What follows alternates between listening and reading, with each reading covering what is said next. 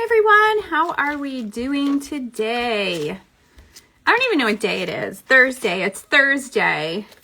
So we have about 7 weeks to go before the Witch City Tarot Gathering. Can you believe it? It's happening like so soon. So today we have Coby Michael on of Poisoner's Apothecary. So I see him popped on there. Hello. All right. And then actually later on this afternoon at 4:15, we're going to be speaking with Celia from Black Hair Demon. So we got a double feature again today. It's been double feature week.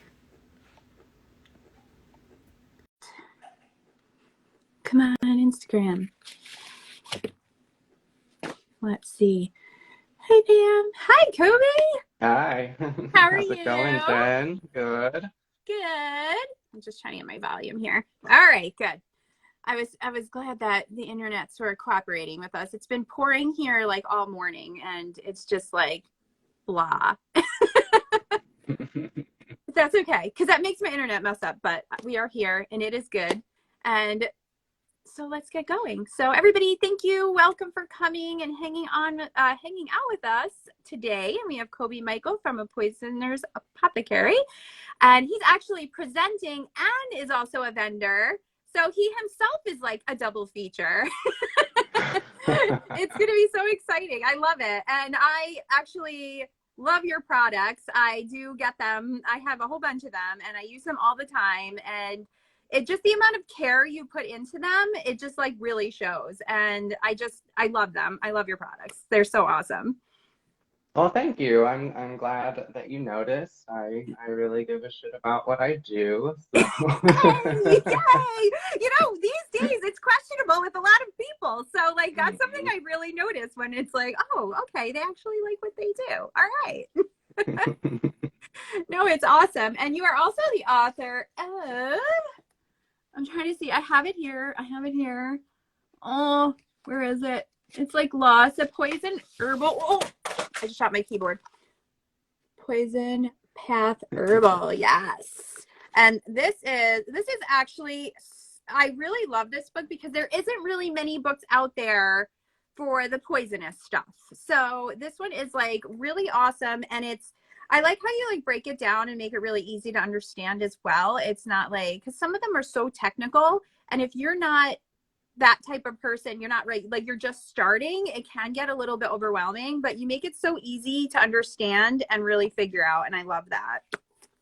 Well, thank you. Yeah, you can definitely get super duper technical with like some of the phytochemistry type stuff, but you know, they are magical plants and we're working with them in spell work and for spiritual purposes. So we've got Right. all of these other ways that we can work with them too. Yeah, no, I love it. It's awesome. So you will be speaking at Witch City, and can you just tell us a little bit about what you'll be talking about? Yeah, so I'm really excited to be presenting again this year because I did last summer. Mm-hmm. And to be in person will be really great. I So know, really, so really looking forward to that and seeing everybody. Uh, yes. my presentation for this event is called Ritual Entheogens for Divination. Ooh. Yeah, and it's specifically focused on working with some of these psychoactive plants of, you know, varying degrees of psychoactivity to enhance divinatory practice, accessing intuition, and just kind of building your own psychic skills. Ooh, I love that. Oh, that sounds fun. I'm excited. So how did you get started on your poison path? Yeah, so I always kind of experimented with things in high school. You know, I was really interested in trying all of the different psychedelics and whatnot. Yes, all the things. But I mean, my friends and I, we really had like a very kind of like spiritual and conscious sort of like method of doing this. You know, yeah, we were in high school and yeah, we were just like having fun, but we also we're like very mindful of going to these different worlds and communicating with like different entities and different parts of ourselves and things like that. And that developed kind of separately from my interest in witchcraft, you know, which has always been kind of a part of me and what I do. And then there was a big break like in those two things for a long time. Hmm. Just because the one like eventually led to some other issues, but then the witchcraft, the spirituality, the working with plant medicine more consciously was able to kind of balance all of that out. And now here I am um, with these two things that were such a big part of my life now sort of mixed together. Oh, that I love that. I love how like it kind of like came full circle for you. That's really awesome. So why don't you share just a couple of the different products that you'll be vending at the event on the Witches Market on Saturday night, which is free, by the way, everyone. So you definitely want to make it.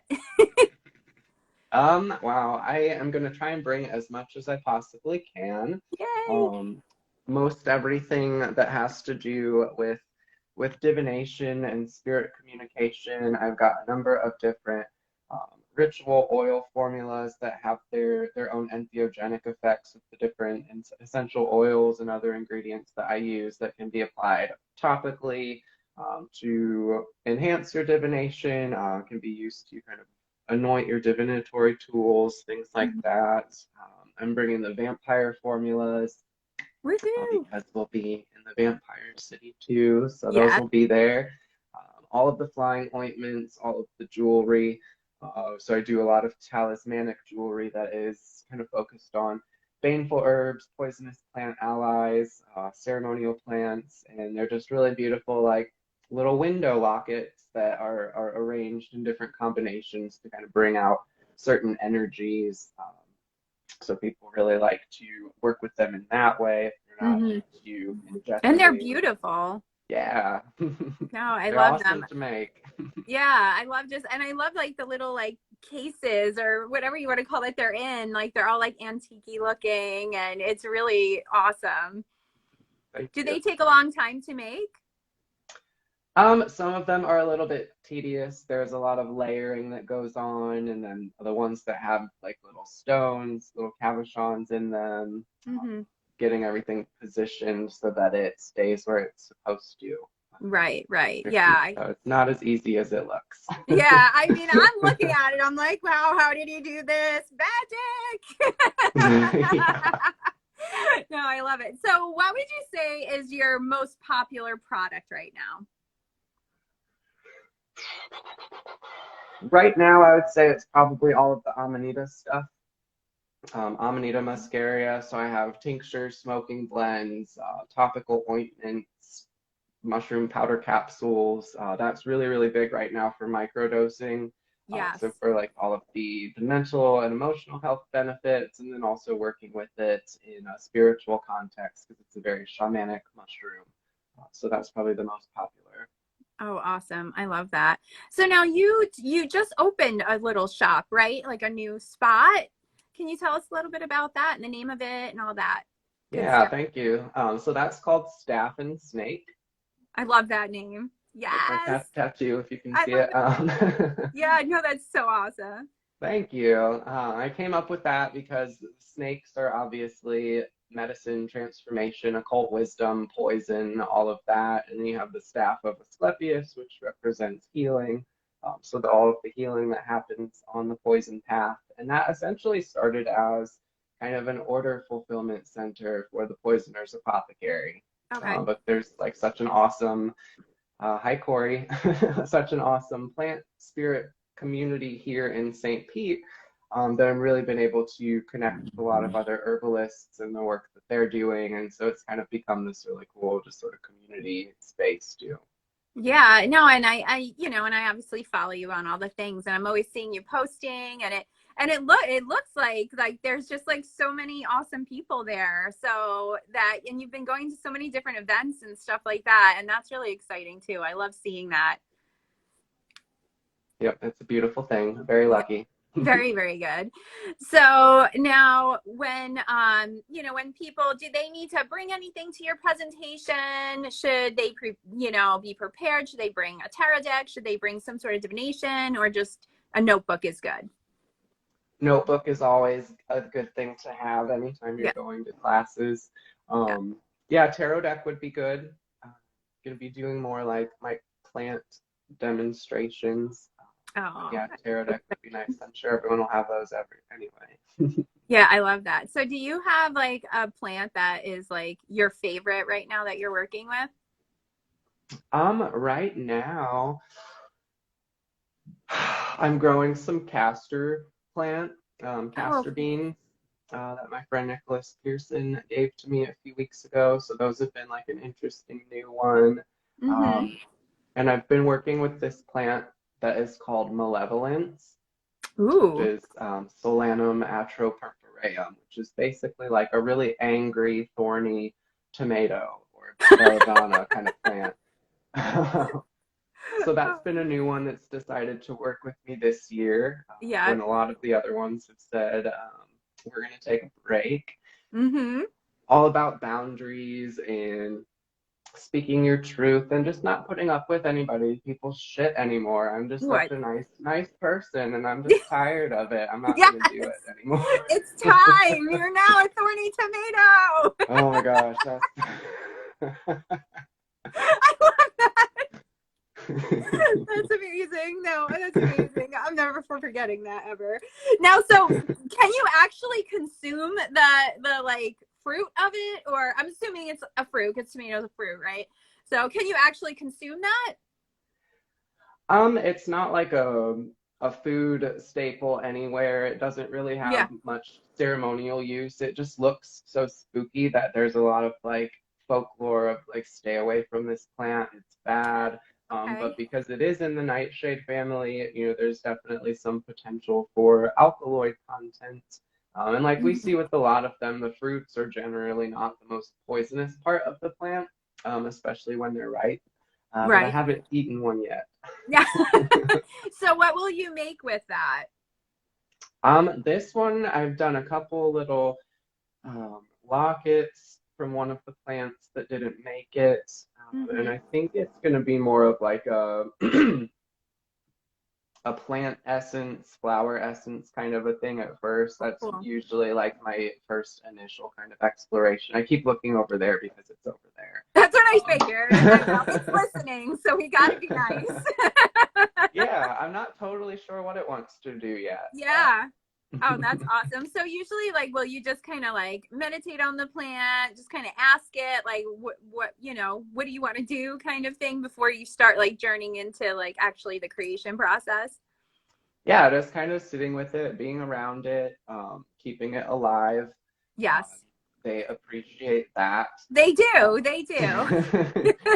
when it really kind of hit me that this plant wanted to work with me is because it's more of a tropical nightshade where Okay. everything that I'm used to growing is more native to the north and to Europe, and it doesn't want to grow down here for me. So it's Right, kind of right. like this message, just getting to notice plants in another part of the world, but then also kind of the message that I need to take better care of myself and that the plants aren't going to let me take care of them if I'm not taking care of me, um, Yes. that sort of thing. And I was holding it one day, talking to a friend, because I was going to drop it off at her house, but she said no. So I was taking it back with me, and I just sort of just like word vomited like all of this just boundary related stuff to what I needed to do and what I wasn't putting up with anymore. And like, okay, so you want to help with that? All right, so this is where we're going. Got it. I love that Yeah. though. That's awesome. I'm always like I